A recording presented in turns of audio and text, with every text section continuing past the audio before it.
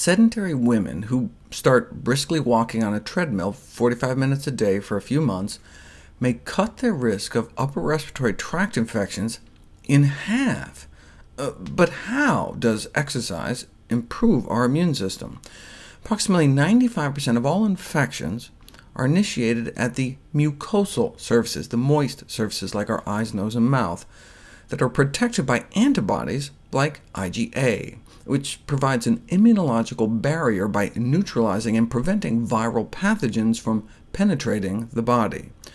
The IgA in our saliva, for example, is the first line of defense against respiratory tract infections such as pneumonia and influenza. And moderate aerobic exercise, even just 30 minutes in the gym 3 times a week, may be all it takes to significantly boost IgA levels, and significantly decrease the risk of coming down with flu-like symptoms. But we've known for a long time that prolonged heavy exercise may reduce resistance to infectious disease, manifesting by an apparent 2 to 6-fold increase in upper respiratory tract infection symptoms for several weeks following marathon running. Even just a single bout of overstrenuous exercise may drop IgA levels. Within a day of starting an international competition, for example, elite soccer players suffered a significant drop in IgA secretion.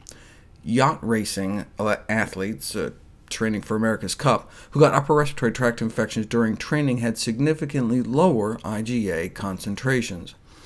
Those with higher levels had fewer infections, and if you measure over time, you can see dropping levels precede the infection. Furthermore, a simple fatigue rating appears to reflect changes in salivary immunity. If you just ask them, how rested do you feel? Those reported feeling worse than normal had significantly lower IgA levels. Sport coaches are advised to monitor immune function, since illness could ultimately lead to a decrease in performance. Therefore, it may be necessary to take protective actions to, for example, minimize contact with cold viruses.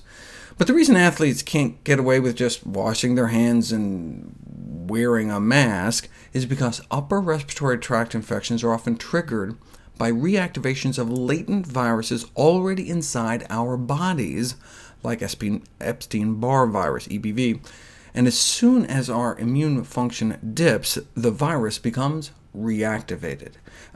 IgA levels drop the day before EBV comes out of hiding and causes a spike in symptoms.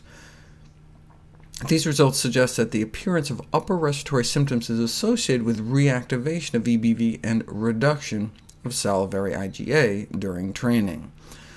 So how are we going to preserve immunity in athletes? Well, I talked about the efficacy of using a one-celled fungi, nutritional yeast, to boost the immune system of athletes. What about a one-celled plant?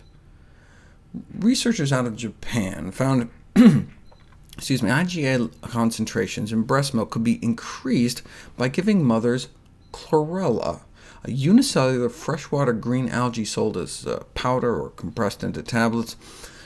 What about other parts of the body? 30 tablets of chlorella a day for a month increased IgA secretion in the mouth as well. But does that actually help in a clinically meaningful way? Researchers in Canada tried to see if they could boost the efficacy of flu shots, but a chlorella-derived dietary supplement did not appear to have any effect. They were using some purified extract of chlorella, though not the real thing. What about giving chlorella to athletes during training camp? High-intensity physical activity, group living, ripe for infection. And indeed, the training was so intense, IgA levels significantly dropped, but not in those given chlorella each day.